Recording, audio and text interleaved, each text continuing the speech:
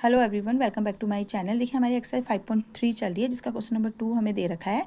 Find the sum given below. इसमें हमें इसका सम निकालना है। इसमें एक चीज़ है, जैसे पिछले वाले क्वेश्चन में हमने करा था कि इसमें टर्म्स लिखा था तो हमने इसको क्या मान लिया था, एन मान लिया था। लेकिन अब इसमें टर्म वगैरह कुछ नहीं लिखा है, तो ये हमारा लास्ट टर्म होगा, मतलब ये होगा हमारा ए एन। तो सबसे पहले हमें क्या निकालना है, सम निकालने के लिए, क्योंकि फॉर्मूला होता है हमारा n/2 ब्रैकेट में 2a + n-1 इंटू डी होता है। लेकिन जहाँ पर हमें l दे रखा है उसके लिए फॉर्मूला होता है n/2 ब्रैकेट में a + l। लेकिन हमें n तो पता ही नहीं है, हमें ये तो a n पता है। तो n के लिए हम क्या करेंगे, सबसे पहले a n के फॉर्मूले में ही वैल्यू रख देंगे। a n बराबर हमें दे रखा है 84। यहाँ a कितना हो जाएगा 7, d कितना हो जाएगा, इसमें से इसको माइनस करेंगे सेकंड टर्म में से फर्स्ट टर्म को, ये आ गया हमारा d 7/2। अब फॉर्मूला है हमारा a + n-1 इंटू डी = है 84।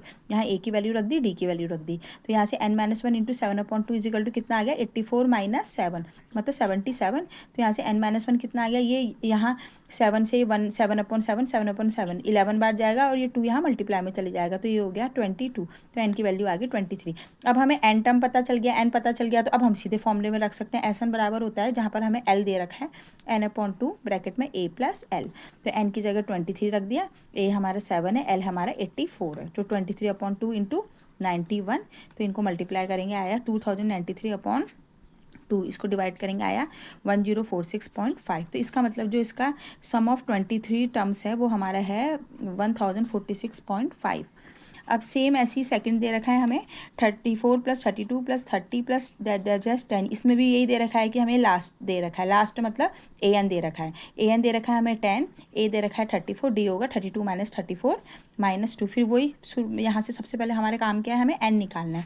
एन निकालने के लिए वही a + n-1 इंटू डी = 10 रख देंगे। ए की वैल्यू रख दी, डी की वैल्यू रख दी, इसको सॉल्व करा हमने, ये कितना हो गया, ये 34 यहाँ जाके -34 हो गया, -34 + 10 -24, माइनस से माइनस कैंसिल, ये 2 यहाँ डिवाइड में चल जाएगा, 12 हो जाएगा। तो n की वैल्यू कितनी आ गई, 12 + 1 13। अब वही एस एन का फॉर्मूला n/2, जहाँ पर l दे रखा है a + l। n की जगह अब हमारा 13 आ गया, a हमारा 34 है, l हमारा 10 है।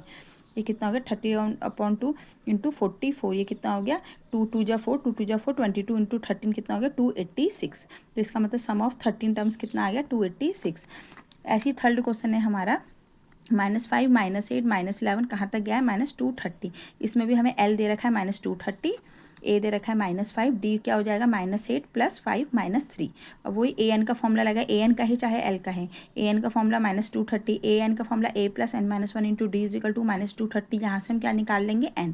a की वैल्यू रख दी, d की वैल्यू रख दी, तो यहाँ से n-1 इंटू -3 कितना हो गया -230, ये माइनस यहाँ जाके प्लस हो गया, ये -225 हो गया।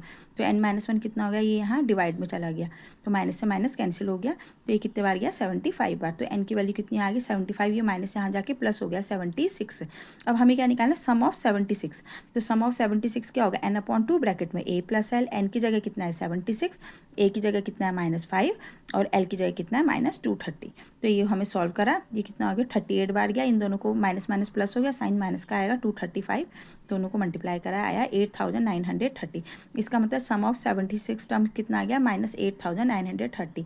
देखिए बस हमें इतना ही ध्यान रखना है कि जहाँ पर हमें क्वेश्चन में इस टाइप से दे रखा होगा टर्म्स, तो वहाँ पर तो सीधे फॉर्मूला लगाएंगे n/2 ब्रैकेट में 2a + n-1 इंटू डी, क्योंकि टर्म्स के लिए दे रखा है, तो इसका मतलब ये n की वैल्यू दे रखी है।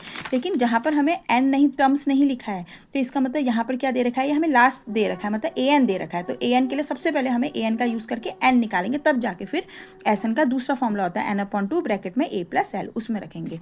अगर आपको मेरा वीडियो अच्छा लगा होगा तो please subscribe my channel. Thank you.